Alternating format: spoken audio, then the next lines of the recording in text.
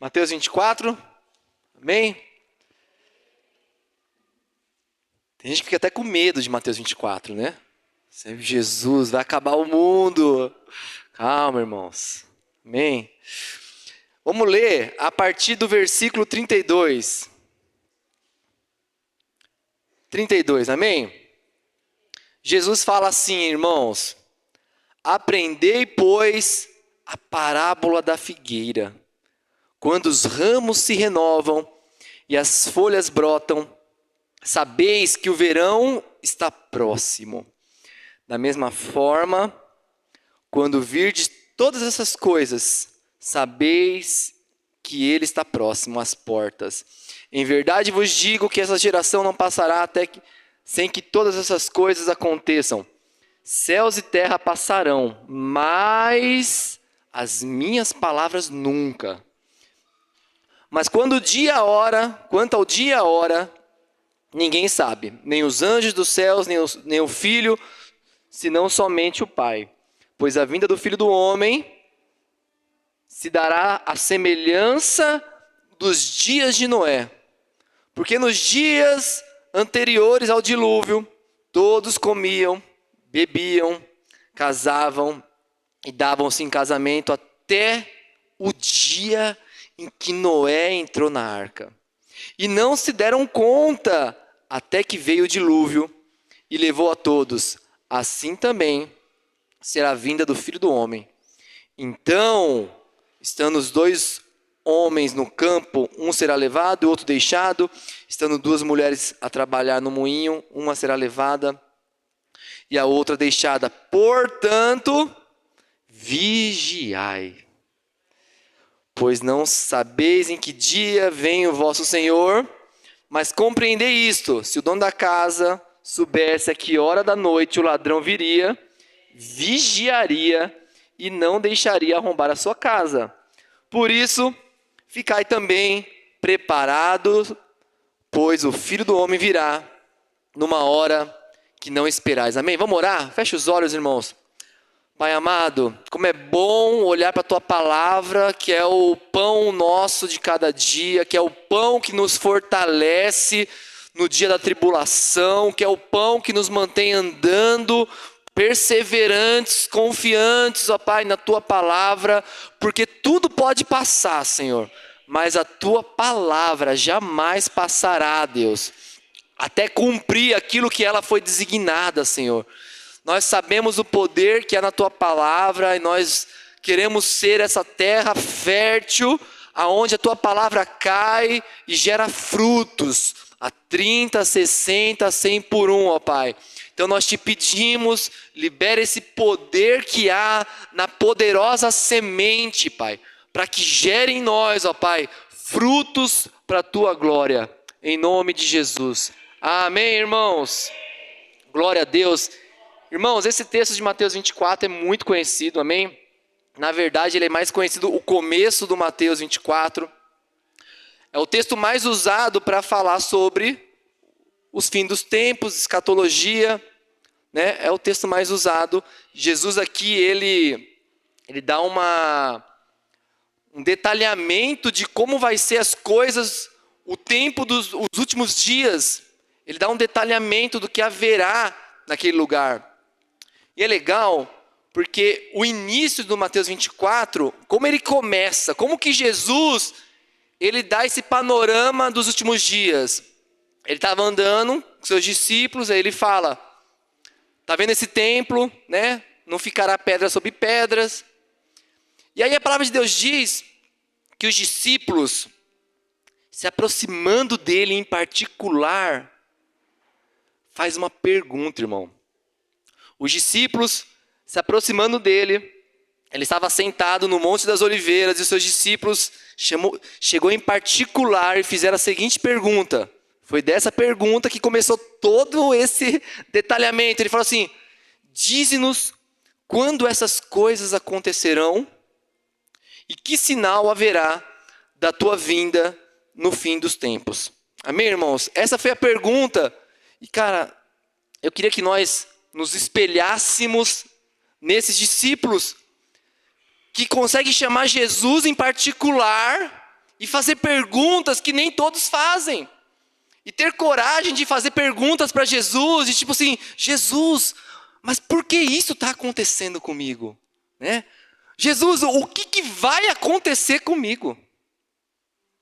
Discípulos que chamam Jesus em particular e têm essa ousadia de perguntar coisas que ainda vão acontecer. E por isso que nós temos esse detalhamento aqui, irmãos, porque tiveram discípulos, amigos de Jesus, que chamaram ele em particular e fizeram essa pergunta. E Deus, irmãos, ele ama partilhar segredos. A palavra de Deus vai dizer lá em Salmos, né, que ele compartilha da sua intimidade com aqueles que o buscam, com aqueles que o temem. Ele ama partilhar o que ele vai fazer, irmãos. Ele quer compartilhar com você o que ele vai fazer da sua vida também. Mas você tem que ter a audácia de chegar no particular com ele e falar assim, Jesus, o que você quer fazer de mim? O que o Senhor vai fazer comigo? O que o Senhor vai fazer com a minha família? Para onde o Senhor quer que eu vou?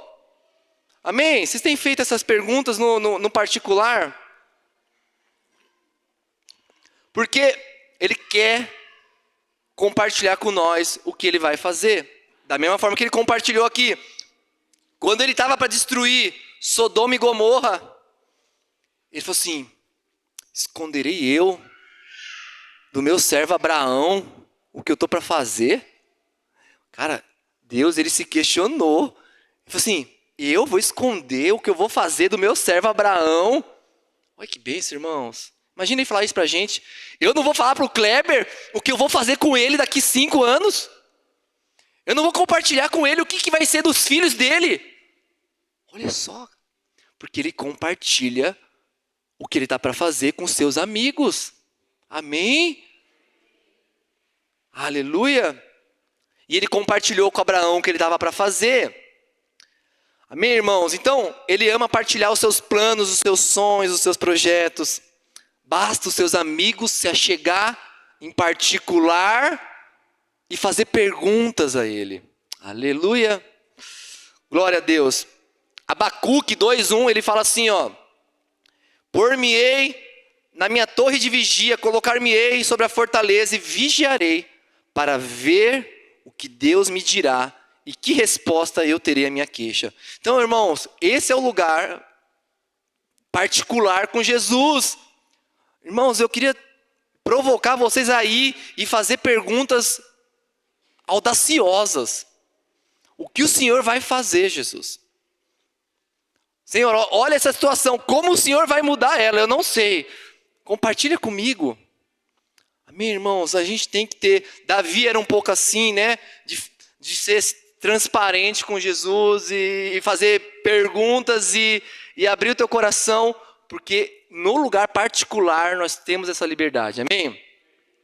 E foi assim que começou Mateus 24, irmãos. Amigos fazendo perguntas ousadas a Jesus. Aleluia. Amém? E aí Jesus começa a abrir o seu coração e fala assim, tá bom, então eu vou falar para você o que vai acontecer, como serão os dias antes da minha segunda vinda. E aí ele começa a falar, né? Dá o panorama. Ele fala assim, nos últimos dias, vai vir muitos em meu nome dizendo que são Cristo e vão enganar muitos. Nos últimos dias, vocês vão ouvir falar de guerras e rumores de guerras. Nação se levantará contra nação, reino contra reino. Vai ter fome, terremotos em vários lugares. Perseguição por causa do meu nome. Muitos abandonarão a fé. Vão trair e odiar uns aos outros. Esse é o panorama que Jesus dá dos últimos dias. Vai ter muito falso profeta.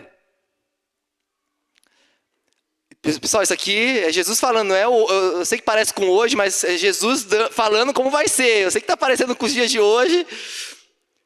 A maldade vai se multiplicar.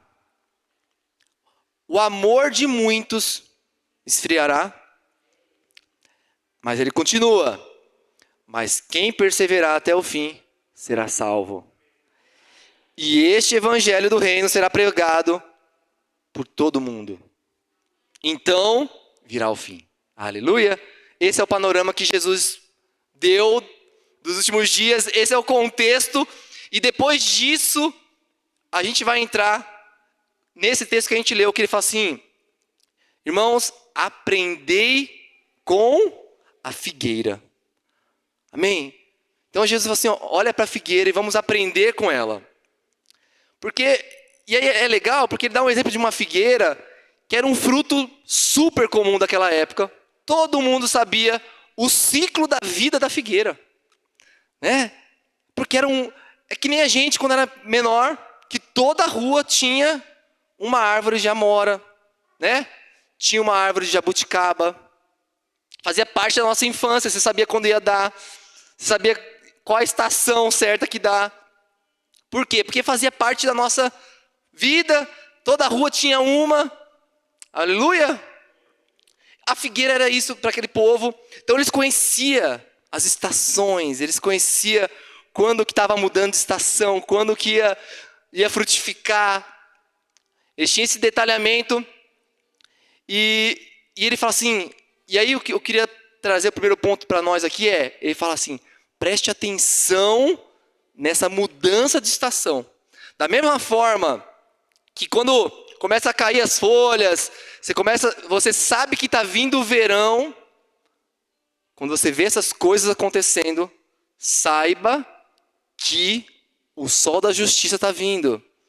Que o sol vai brilhar novamente. A segunda vinda de Cristo vai acontecer quando essas coisas começarem a estar no seu auge. Saibam que a estação vai mudar e vai vir o verão. O sol da justiça vai brilhar sobre essa terra. Aleluia, igreja. Tá um caos, tá escuro, o inverno tá frio, não quero sair de casa, mas o sol tá vindo. Amém? O sol vai brilhar, o sol da justiça vai brilhar com toda a sua força sobre essa terra. E toda a escuridão vai embora. Em nome de Jesus. Então ele nos orienta a prestar atenção nesses acontecimentos. E de que uma nova estação está por vir, amém? O rei está voltando. O sol da justiça vai vir e vai brilhar sobre essa terra. O rei está voltando. Quando a gente começar a ver todas essas coisas, então ele nos orienta a ficar atento para essa mudança, amém, irmãos? Aleluia! Mas eu queria entrar com vocês no 37. Vamos ler o 37 de novo? Ele nos orienta a focar nessa mudança de estação e ele fala assim, ó.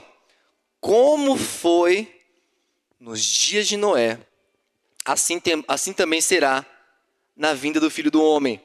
Pois nos dias anteriores ao dilúvio, o povo vivia comendo e bebendo, casando, dando-se em casamento, até o dia em que Noé entrou na arca.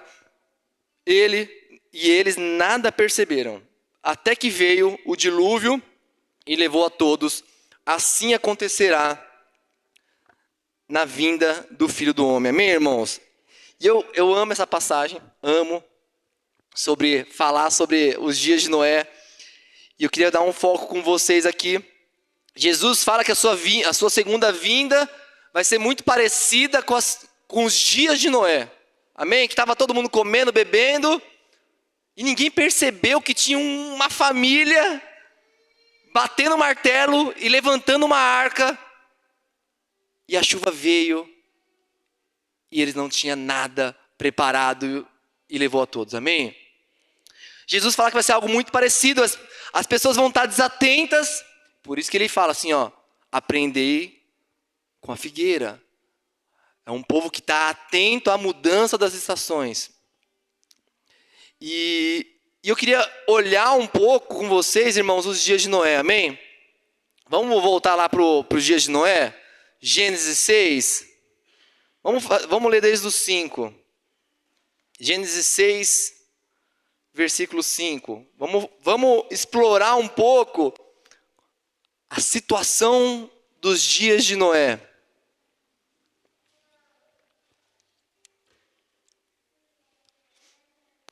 Gênesis 6, a partir do 5 até o 10 só.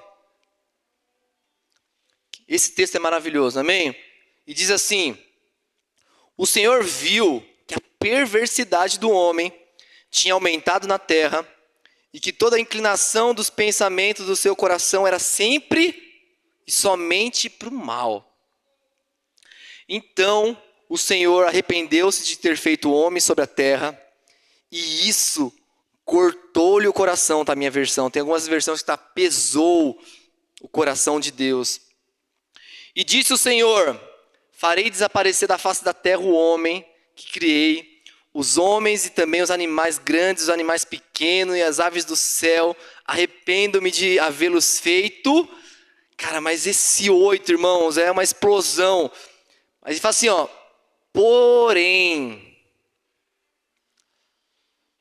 irmãos, teve um homem que achou graça. Noé, porém, achou graça aos olhos do Senhor. Amém? E esta é a história da família de Noé. Noé era um homem justo, íntegro, entre o povo da sua época. Ele andava com Deus. Ah, como eu amo esse versículo. Esse versículo, irmãos. Noé gerou 3 filhos, Sem, Cã e Jafé. Irmãos, esse texto é maravilhoso. E aqui, nos dias de Noé, fala que os homens eram perversos, irmãos. O negócio estava desandado. A gente pode entrar numa discussão teológica. Deus se arrependeu. O ponto aqui é que Deus se entristeceu tanto com a condição humana. A gente podia discutir, mas como Deus se arrepende? Meu irmão, Deus olhou e falou assim, o homem estava num estado de depravação, que a maldade do homem já tinha subido um nível. E aquilo pesou no coração de Deus. Aqui nessa versão cortou o coração de Deus. É como uma mãe que vê seu filho fazendo atrocidades, e fala assim, meu Deus.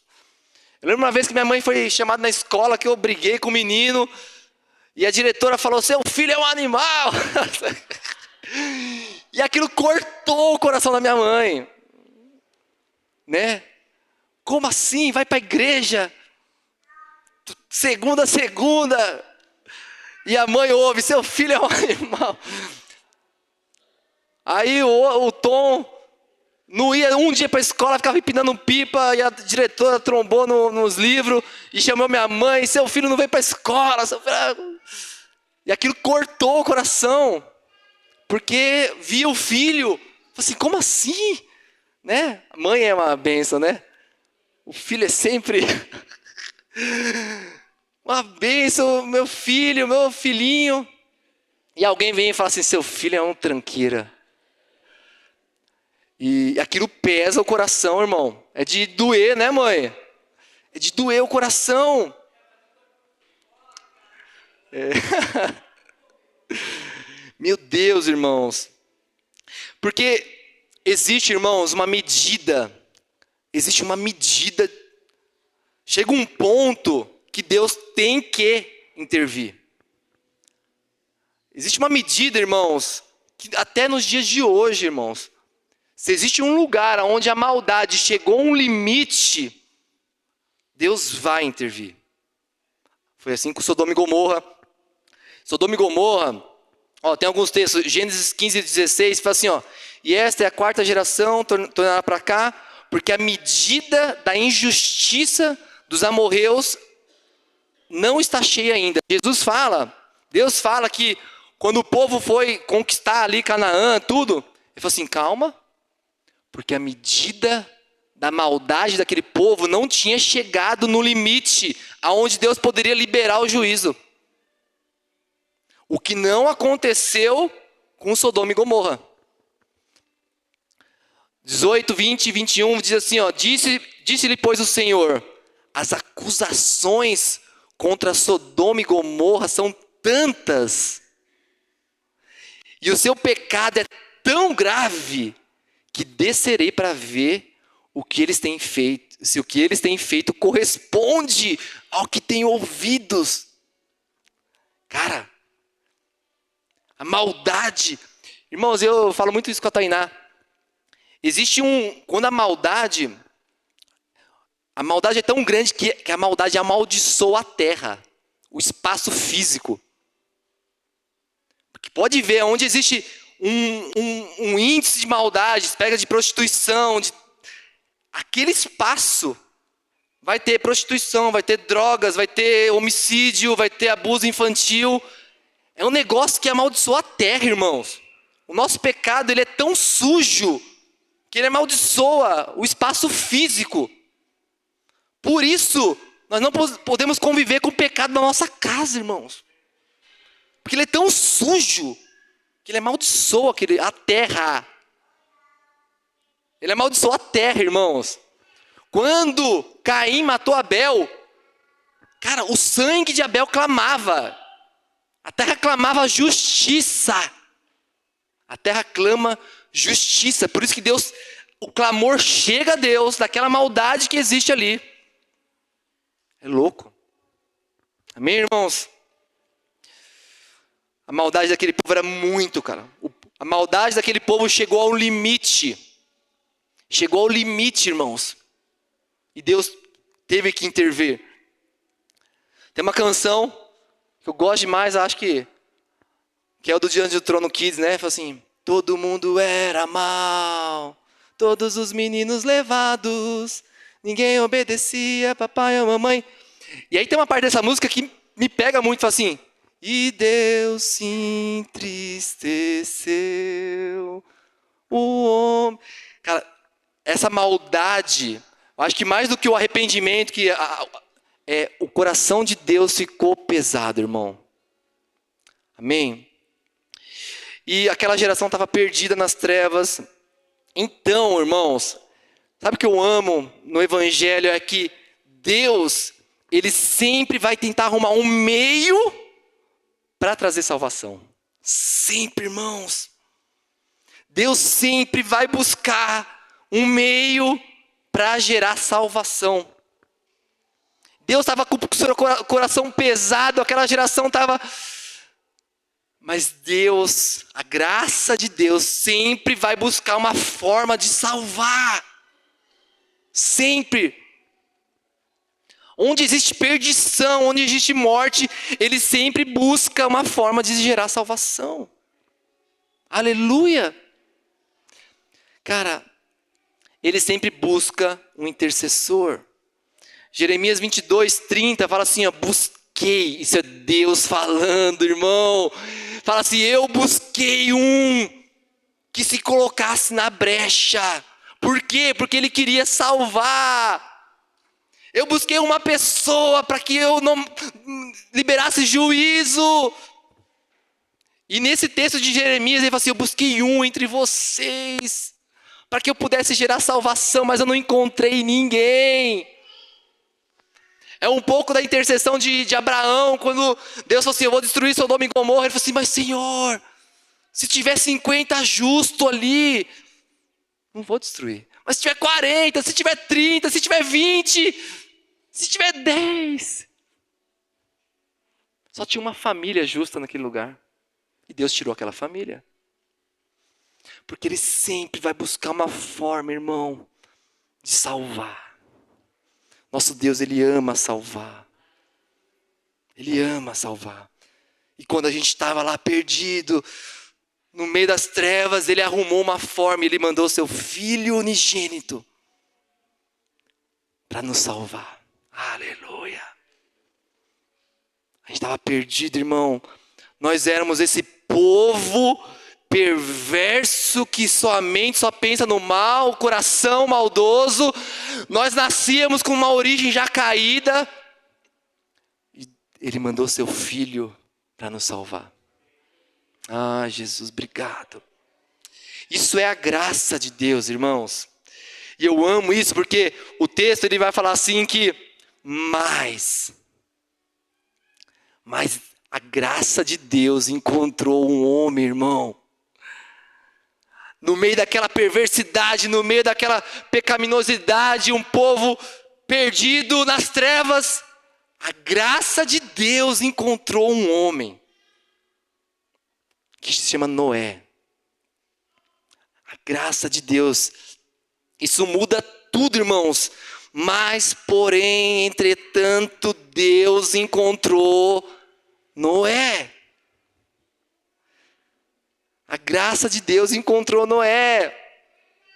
Encontrou ali uma família que ainda se mantinha. Ah, Jesus. Quando a graça de Deus encontra, irmãos, um homem, ela muda tudo. Ela gera salvação, amém? Um homem que achou o favor imerecido de Deus. Sabia que essa é a primeira menção da palavra graça. É essa menção sobre a vida de Noé. É a primeira menção do homem que encontrou o favor imerecido de Deus. A graça salvadora de Deus. E a graça encontrou Noé e ele e a sua casa foram salvos. Amém, irmãos? E a palavra de Deus diz que pela graça somos salvos mediante a fé. E isso não vem de vós, é dom de Deus. Efésios 2:8. A graça encontrou Noé e ele e a sua casa foram salvos. Se não fosse a graça de Deus sobre a nossa vida, irmãos, o que seria de nós? E essa graça, irmãos, isso que é maravilhoso, ela tem poder para salvar você e a sua casa. Amém? Atos 16:31 vai contar aquela história quando estava Paulo e Silas na cadeia, eles estavam orando, louvando, veio o terremoto, abriu as cadeias, e o carcereiro falou assim, eu vou me matar, porque... E o carcereiro tentou se matar. Paulo, calma, está todo mundo aqui. E aquele homem foi salvo, e Paulo falou assim, creia no Senhor Jesus, e você e a sua casa serão salvos. Você e a sua casa. Aquele homem, irmão, estava prestes a se suicidar, cara. Ele estava prestes a se matar. E a graça encontrou esse homem naquela situação onde ele estava prestes a se matar. Creia no Senhor Jesus e será salvo você e a sua casa. Aleluia, irmãos. Eu preparando esse texto, eu lembrei da minha mãe. Minha mãe foi a primeira a se converter da família. A graça encontrou minha mãe, irmãos. Estava lá, triste, amargurada com a vida, a ponto de se matar, infeliz, trabalhando lá na casa dos seus patrões lá, limpando as coisas, triste. A graça de Deus encontrou. E a partir dela, toda uma família foi conhecendo da salvação. Todos os irmãos foram conhecendo de Jesus. São 10 irmãos, são 10 filhos e todos foram sendo conhecedor da graça salvífica. Aleluia, irmãos. Ah, Jesus. Nosso Deus, Ele ama salvar o pecador. Glória a Deus. E essa graça encontrou Noé, irmãos, encontrou Abraão. Essa mesma graça encontrou Isaac e Jacó. Estava sobre José, estava sobre Moisés, estava sobre Davi, os profetas, os discípulos, a igreja. Essa graça que nos gera salvação. Amém, irmãos? Aleluia. Que essa graça venha estar sobre nossa vida, Senhor, gerando salvação sobre nós e sobre a nossa casa, Pai. Essa graça, Pai, que resgata os perdidos, Senhor. Em nome de Jesus. Então essa graça encontrou Noé, irmãos. E quando a graça nos encontra, ela gera uma transformação sobre nós. E aí a gente vê a vida de Noé. O que a palavra de Deus diz? Noé era um homem justo e bom. Ele andava com Deus. Era um homem legal, muito especial. Ele andava com Deus. Amém, irmãos? A graça, quando encontra a nossa vida, ela faz de nós o quê? Um homem justo, íntegro e que caminha com Deus. Aleluia. Como é que a gente sabe se fulano ou beltrano foi encontrado pela graça? Ele caminha com Deus. Ele caminha em justiça. Ele caminha em integridade. Porque a graça encontrou ele e a casa dele. Amém, irmãos? Importante destacar isso, irmãos. E isso não é o que o homem acha de você. Porque talvez os seus amigos estão olhando e falam assim, o cara é o cara correto. Irmãos, isso é um diagnóstico de Jesus sobre você. Não é o diagnóstico da sua mãe. Falando que meu filho é uma bênção. Não, meu filho. E todo mundo fala que teu filho é um tranqueiro. Não, meu filho. Cara, é Deus olhando para Noé e falando, ele é justo. Ele é bom. Da mesma forma que ele falava de Ló? Não. Antes de Salmos, que é Jó. Diabo, vê meu servo, homem justo, bom, não há ninguém como ele. Então isso aqui, irmãos, não é o diagnóstico da sua mãe. É Deus olhando para você e falando assim, esse aqui é justo. Esse é bom. Esse caminha comigo. Meu Deus do céu. Deus fala assim, esse pode caminhar comigo. Vem, segue-me. Aleluia. Porque a graça, quando a graça encontra, ela tem que gerar uma transformação de vida. Ela tem que te fazer andar em justiça, irmãos. Ela tem que te fazer andar em integridade. Senão você não está caminhando com Deus. Aleluia. Ah, Jesus, o Senhor é bom. E esses homens, irmãos, eles agradaram o coração de Deus. Então, é o diagnóstico de Deus. E eu quero abranger isso para a igreja, irmãos. Que esses dias eu até compartilhei na Casa da Sul. Cara, Deus conhece as nossas obras. Ele conhece as nossas obras individuais. Ele conhece a nossa obra como igreja. E Ele faz um diagnóstico, irmãos. Deus, Ele fez um diagnóstico sobre as igrejas dos últimos dias. Ele falou assim, você abandonou seu primeiro amor. Vê onde você caiu, arrependa-se. Porque Ele conhece as nossas obras. Ele sabe se nós estamos andando em justiça, se a gente está andando em imoralidade. Aleluia. A gente esconde da nossa mãe, mas não esconde de Deus. Amém. Glória a Deus. Então Noé era um homem justo. Então quando a graça de Deus nos encontra, nós somos justificados. Nós somos justificados e passamos a andar em justiça. E justiça, irmãos, é um atributo de Deus. Ele é justo. Salmos 11:7 diz, pois o Senhor é justo e ama a justiça. E os retos verão a sua face. 1 João 3:7, filhinhos, ninguém vos engane. Quem pratica a justiça é justo. Ponto. Óbvio. Não tem como se enganar. Cara, se está praticando justiça, é justo. Se não está praticando, não é justo. Aleluia. Assim como Ele é justo.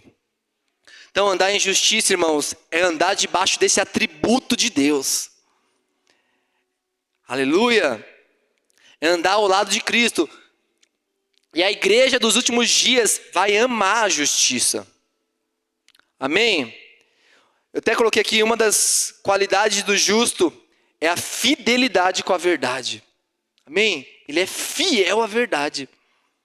E qual é a verdade, irmãos? É isso aqui, por isso que eu falo que não é um cara justo segundo a ótica do mundo. O cara paga os impostos.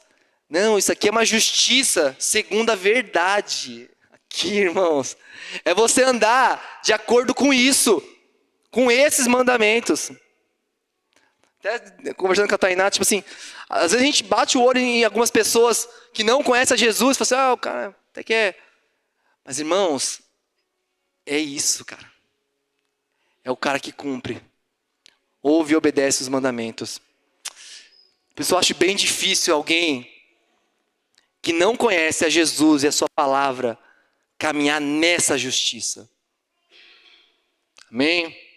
ser íntegro conforme essa verdade. Amém, irmãos? Por isso que a graça precisa encontrar os nossos familiares, por isso que a graça precisa encontrar as pessoas aí fora.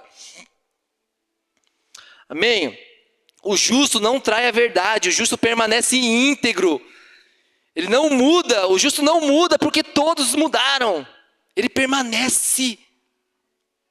Não é porque todo mundo está fazendo, não é porque todo mundo compra, não é porque todo mundo bebe. O justo, ele permanece fiel. Ele não muda de... Por isso que Noé foi... A graça encontrou Noé. E ele, no meio de um povo que fazia tudo contrário à palavra, ele permanecia justo. Amém? Eu amo, se você for ver Salmos e Provérbios, ele vai falar muito sobre a distinção do justo e do ímpio, irmão. Eu peguei alguns versículos aqui de Provérbios, diz assim: a obra do justo conduz à vida, o fruto do perverso ao pecado. Prata escolhida é a língua do justo, e o coração do perverso de nenhum valor. O fruto do justo é árvore de vida, e o que ganha almas, sábio és. E os pensamentos do justo são retos, mas os conselhos dos ímpios enganam. Amém, irmãos? E o justo, se a gente for pegar a passagem de Sodoma e Gomorra, o justo, ele é a causa do Senhor não liberar a ira sobre a terra. Porque existem pessoas justas, é o porquê de Deus não liberar a ira e destruir tudo. Porque existem justos. Porque existe uma igreja justa, irmãos. Amém? Noé era íntegro, ele era inteiro. Ele era uma pessoa completa. Essa palavra íntegro, no original, é a mesma que é utilizado para aquela ovelhinha sem nenhum defeito. Porque a graça de Deus, ela nos aperfeiçoa. Amém, irmãos? Ela nos aperfeiçoa, irmãos. Não dá para você caminhar com Jesus e viver 50 anos da mesma forma. Tem que gerar transformação. Tem que te fazer uma pessoa plena, completa, que caminha em integridade. Não tem como, irmãos. Amém? Filipenses 2,15 diz assim, ó: para que vos torneis irrepreensíveis e sinceros, filhos de Deus, inculpáveis no meio de uma geração perversa e corrupta, na qual vocês resplandeceis como luzeiros no mundo. Esse é o íntegro, esse é o justo, ele vive no meio de uma geração pervertida, corrupta, mas ele permanece fiel. Ele permanece justo e íntegro. Amém, irmãos? Por isso que Jesus vai falar que nós somos luz do mundo. Porque quando a graça nos encontra, você começa a viver de uma forma distinta, fazendo distinção entre o justo e o ímpio nessa terra. Amém? Glória a Deus. E que eu amo aqui, não era um homem justo, íntegro e que andava com Deus. Amém, igreja? Quando a graça nos encontra, nós passamos a seguir Jesus, passamos a ser discípulos deles e caminhar ao lado de Jesus. E essa dos três aqui é o que eu mais gosto, é isso. Noé era um homem que caminhava com Deus, irmãos. Ele era um seguidor de Cristo.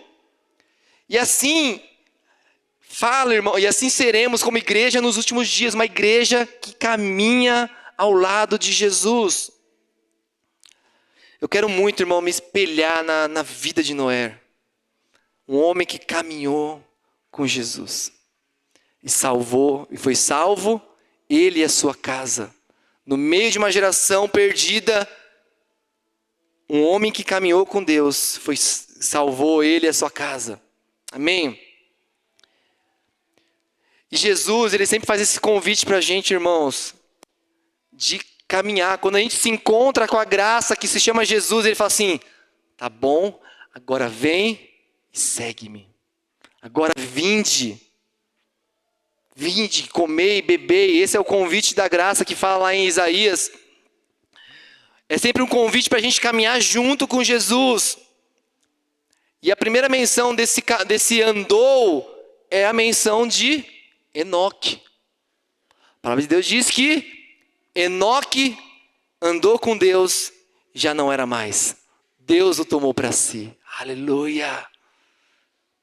Ele era um homem tão amigo de Deus. Deus falou assim, não, na boa, vem morar comigo. Amém, irmãos? Quem quer caminhar todo dia, acordar, ir para o trabalho, fala assim, Jesus, vem comigo. O que o Senhor quer fazer hoje? O que o Senhor está para fazer hoje? Compartilhe os teus segredos comigo. Amém? Noé andou com Deus, Enoque, Abraão, Davi, os profetas caminhavam com Jesus. Nós temos que ser essa igreja, irmãos, que caminha com Jesus, amém? Você tem andado com Jesus, amém? Você tem caminhado com Jesus, Jesus está ao seu lado, indo para o trabalho. Esse é o nível de intimidade, irmãos. E aí, esse era o contexto, irmãos, lá da época de Noé. Tinha uma geração perversa e tinha uma família que estava construindo uma arca para salvar ele e a sua casa. E Jesus fala que nos últimos dias vão ser como os dias de Noé. Vão ter um monte de gente lá, vivendo na perversidade, na normalidade da sua vida, mas vai ter um povo empenhado, irmãos, em construir uma arca para salvação. Amém? Vai ter uma igreja que vai estar empenhada em ser um meio por onde Deus vai gerar salvação no meio da terra. E aí eu quero voltar lá para o texto de Mateus de novo, e queria ler com vocês o 42. Então nós vimos o contexto que vai ter, o contexto que era nos dias de Noé. Um povo perverso, que desagradava o coração de Deus, e uma família que estava empenhada. E no 42, lá de Mateus 24, Jesus vai falar assim, ó, portanto, irmãos, vigiem, porque vocês não sabem o dia em que virá o seu Senhor. O Senhor nos orienta a estar vigilante. Vigiar está muito mais associado, irmãos. Nosso exemplo aqui é Noé. Noé estava vigilante, irmãos? Estava. Como que Noé vigiava? Vivendo em integridade, vivendo em justiça, caminhando com Jesus. Porque o vigiar aqui não é você ficar vendo a Globo todo dia para ver quanto que por cento vai vir de taxa. Qual o dia da guerra da Ucrânia mais forte que teve? O vigiar não está associado a você ficar com medo das coisas. Está muito mais associado a você ter um estilo de vida como o de Noé, que andava com Deus, que andava em justiça, que andava em integridade. Amém, irmãos? Porque da mesma forma que Deus já tinha mostrado para Noé o que viria, Deus já nos mostrou o que vem pela frente, irmãos. Vai vir guerra, vai vir fome, vai vir perseguição. Como que nós temos que... Qual que é a postura nossa nesses dias? Caminhar em justiça, integridade, andar com Deus. Muito mais do que ficar acompanhando notícias que estão gerando medo. Amém, irmãos? Glória a Deus. Então, o que eu queria concluir aqui com vocês? Irmãos, nós temos que se espelhar na vida de Noé. Amém? Irmãos, Noé, ele conseguiu engajar a sua casa, porque a graça encontrou ele, e a graça salvou ele e a casa dele. Ele engajou a casa dele na construção da arca. Ele engajou os seus filhos, ele engajou a sua esposa, e uma família construiu uma arca. Isso é uma forma, irmão, da gente andar vigilante. Você tem que engajar a sua casa, a sua família, na construção da arca de Deus. Eu e a minha casa serviremos ao Senhor. Eu e a minha casa estaremos com o martelo na mão, martelando o prego, para que Deus venha, derrame chuva, e eu e a minha casa suba nessa arca. Eu e os meus filhos, Davi vai ter que pegar no martelo e vai pregar. Vamos! Porque a salvação, irmãos, ela está disponível para você e para sua casa. Eu e os meus filhos, eu e a minha casa, serviremos ao Senhor, irmãos. A nossa casa precisa estar engajada nesses últimos dias. Porque se seu filho não estiver trabalhando na obra, irmãos, onde é que ele vai estar? Até fiquei nervoso. Irmãos, eles têm que estar engajados na construção. Eles têm que entender que isso vai gerar salvação. Então, irmãos, assim como Noé, empenhe-se em fazer a sua casa estar entronizada no plano de Deus. Empenhe-se. E traga a revelação de que isso gera salvação. Isso é para salvação nossa. Eu e a minha casa. Porque se o seu filho não estiver empenhado nisso, irmãos, aonde ele vai estar empenhado? Se seus filhos não estiverem pegando um martelo junto com você e edificando uma arca para salvar, aonde eles vão estar empenhados? Porque a palavra de Deus diz que nos dias de Noé, as pessoas estavam fazendo o quê? Comendo, bebendo, casando. Sabe o que eles estavam fazendo, irmãos? Eles estavam vivendo. Eles colocaram no automático a vida deles. E foi. Deixa a vida me levar. E eles não perceberam que a chuva veio e que teve uma família que construiu uma arca e o barco já estava boiando. Porque as pessoas estavam ali na sua vidinha de automática, comendo, bebendo, na normalidade da vida, trabalhando, e não estava empenhado na obra. E a chuva veio, irmãos. Então nós não podemos ser uma igreja, irmãos, que coloca no automático e vai. Tem que ter barulho aqui de martelo. Tem que ter barulho de movimento, martelo caindo no pé, e o outro irmão acude, e vamos. Porque senão a gente põe no automático, e cada um vai vivendo a sua vidinha, comendo, trabalhando, desfrutando desse tempo, e a chuva vai vir, irmãos. E quando você vai ver, você não construiu nada para salvar você e a sua casa. Porque pôs no automático, viveu na normalidade da vida e deixou a vida te levar. Misericórdia, irmãos. Que o Senhor venha nos acordar hoje.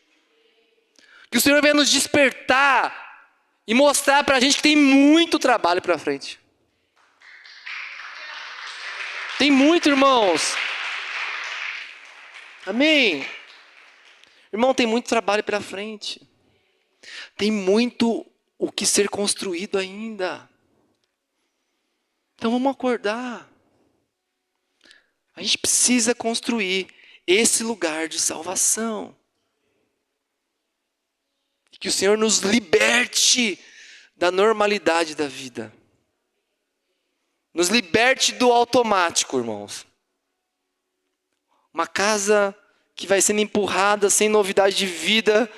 Porque quando você vai construindo, você vai vendo um tijolinho, você vai vendo o avanço, o movimento.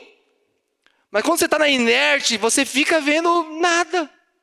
A vida está passando. Você não está construindo nada. Você não vê avanço, você não vê salvação. Amém, irmãos? Por isso nós temos que nós temos que nos empenhar.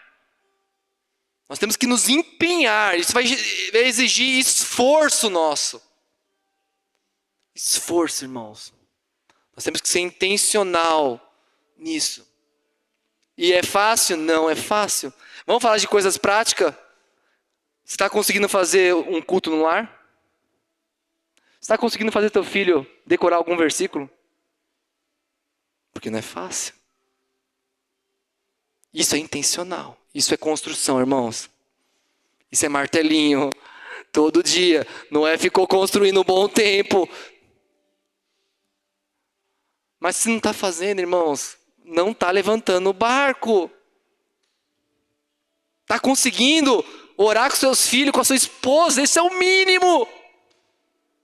Isso é o básico. Está conseguindo fazer devocional? Isso é o básico. Faz o devocional, mas a próxima etapa é você orar com a sua esposa. A próxima etapa é você pegar seus filhos e discipular eles. Porque a chuva vai vir, irmãos. A palavra de Deus diz que a palavra de Deus não vai voltar vazia. Se Ele falou, vai se cumprir. A chuva vai vir. Vai vir chuva. E nós temos que estar preparados como igreja, como casa, como família. Irmãos, que o Senhor nos desperte a vigiar. E como eu vigio? Andando com Deus. Edificando esse barco. Não é parado vendo notícia. É ativo. É ativo. Martelando todo dia. Martelando a verdade. Fazendo seus filhos andar em justiça. Aleluia, irmãos. Porque a chuva vai vir. Vai vir chuva, igreja. E se a gente não estiver preparado, a água vai levar a gente. E se a nossa casa não estiver firmada na rocha, ela vai cair. Se a nossa casa não tem, Jesus ele deixou claro, a única casa que vai ficar é a casa firmada na rocha. Se tiver na areia, a casa vai cair. Que o Senhor nos alerte hoje, irmãos. Que o Senhor abra os nossos olhos e nos liberte de uma vida inerte. Nos liberte de uma vida sem atividade. Sem bater no martelo. Aleluia. Faça isso hoje, Jesus. Queria que você fechasse seus olhos, irmãos.